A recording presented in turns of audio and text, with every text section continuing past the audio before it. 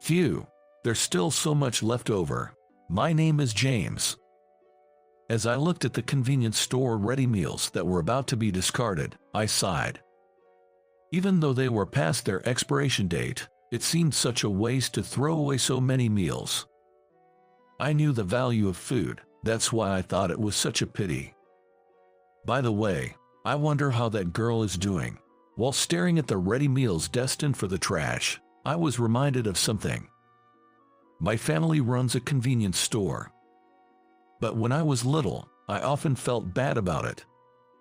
In elementary school, there were days when we didn't have school lunch and had to bring our own packed lunch. Mine was always from the convenience store. James, doesn't your family make you a packed lunch? My mom says it's a waste to throw away the unsold ready meals, so this is fine. Unsold? You mean like the ready meals that are going to be trash? That's kinda harsh of your mom, isn't it?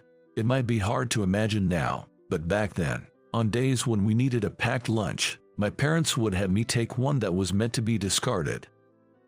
Other kids might buy their lunch at a convenience store if their parents were busy, but no one else's parents sent them with a ready meal that was going to be thrown out. That's why I felt ashamed of eating those ready meals and sometimes secretly threw them away. What are you doing? That's such a waste. If you're not going to eat it, give it to me. A girl in my class once said that to me. I wonder if that girl is doing well. As I took the unsold ready meals to the trash area behind the store, I muttered to myself, "Are you going to throw away that ready meal? What a waste." Suddenly, I heard a voice from behind me. When I turned around, there was a woman without a hint of makeup, smiling at me. I wonder, who is this person? I feel like I've met her somewhere before. Excuse me, you are. Sorry for speaking to you so suddenly. I was just feeling nostalgic when I saw this convenience store still here. I used to be taken care of by the son of this place when I was little. Could it be Kayla? Her name was Kayla. She was known in school for never bringing her own packed lunch. Her lunch was either made by a teacher or she would get some side dishes from someone else in the class. Could it be James? When I called her by her name, she suddenly brightened up. That's right, James. Now I'm running this convenience store as the owner. Really? How are your mom and dad? They're doing well. Now they're taking it easy and leaving the store to me. It's nice to hear that. Everyone seems to be doing well. I'm so happy to have seen you after such a long time. I'll come by again if I have the chance. With that, she was about to leave. Hold on a sec. You came here for me, didn't you? I found myself calling out to her reflexively. Hey, you're eating 3 meals a day now, right? Yeah. Her voice was weak as she looked down, perhaps indicating something was amiss. I wonder if something happened. I thought it might be better to steer the conversation elsewhere for the moment, so I changed the subject. So, what are you up to these days? Oh, now, I'm a CEO. Pretty cool, huh? It's tough because I'm barely paying myself a salary due to the red ink. But hey, wait, Kayla, you're a CEO. Yep, that's right. Started last year, I set up my own web design firm. Now I'm employing some friends who are web designers, and we're really trying to make it work. Wow, that's impressive, being a CEO and all. It's no joke, she said, pulling a business card from her bag and showing it to me. There it was, her name with the title CEO beside the company name. You've come a long way despite the hard times at home. I couldn't help but admire how far she'd come. Yeah, after my dad got sick and couldn't work much, and we couldn't even afford lunches, life was tough. If only Mom hadn't blown our money on slots, we might have had some breathing room. That brings back memories. The days of bringing packed lunch to school. I used to bring her share as well. This lunch is so good. Seeing her smile as she said that made me gradually stop resenting the discarded lunches my parents sent me with. I believe they had the sentiment of not wanting to waste, which is why they gave me those lunches. From a hygiene and business standpoint, it wasn't praiseworthy, and of course, now, taking home discarded food is not allowed. Those meals are past the sell-by date, set to prevent food poisoning. You can't just hand out discarded meals lightly. Back in my elementary school days, regulations were more relaxed, and bringing such meals to school wasn't an issue. Doing the same today would probably cause a stir at the school. Are your mom and dad doing okay? Suddenly, I found myself concerned about her family situation. I remember her father being frail and unable to work, but doing what he could around the house. The problem was her mother. She rarely took care of the kids, always off playing slots, as I'd often heard Kayla complain. I'd been to her house in public housing, and it was always her dad who welcomed me. I never saw her mom. I do catch up with Dad now and then, she answered in a somber tone. Her words easily led me to imagine that she'd had her share of troubles since then. Why did you come here? I'm not sure. I didn't particularly want to see anyone or anything. Her voice trembled slightly. Could you wait for just a bit? I think I can make some time to talk, maybe 10 minutes. After that, I decided to take Kayla to the back and listen to her story. Really sorry to bother you during work hours. Actually, my mom started showing up at my company recently. In the back, she began to speak in bits and pieces. Her mother had left home without a word when Kayla was in middle school. There had been no contact since then, and just as she'd almost forgotten, her mom showed up unexpectedly in front of her company. I asked her where she'd been all this time in a panic. Then she tells me to sign for a loan for her and to support her. That's rough. Of course, I refused, but since then she's been showing up every day. I just don't know what to do. I found myself groaning at her words. This wasn't going to be an easy problem to fix. Did you talk to the police? They said since there's no criminal activity, they can't really do anything. I see. I fell silent at her response. I wanted to help her somehow, but it seemed like there was nothing I could do. That's why I came to ask for a favor. A favor? I started to think if there was anything I could do. Would you mind watching over me while I drive my mother away? What? I could understand her wanting to drive her mother away, but why did I need to be there? I mean, I don't think you need me for that. I just need some courage. That's why I want you by my side. She clasped her hands tightly and looked down. Seeing her like that, I couldn't help but say, "All right, if just being there helps, I'll do it." "Thank you." Her face lit up with a smile. That smile made my heart skip a beat. A few days later, I was standing in front of her house. Though we were both in our early 30s, she owned a whole building, using it as both her home and office. I knew she had gone to a reasonably well-known university after graduating from a local high school, but I never imagined she would become such an accomplished woman. Yet here she was, her hard-earned present being threatened by her own mother. She was trying to change that situation with her own hands. "Look, that's my mother." She pointed towards a female figure in front of the building. There indeed was an elderly woman who bore a slight resemblance to her. "Please, stay here." With that, she approached the woman. Then the woman, with a grin on her face, said something unbelievable. "Today's the day you'll pay me my living expenses, Kayla.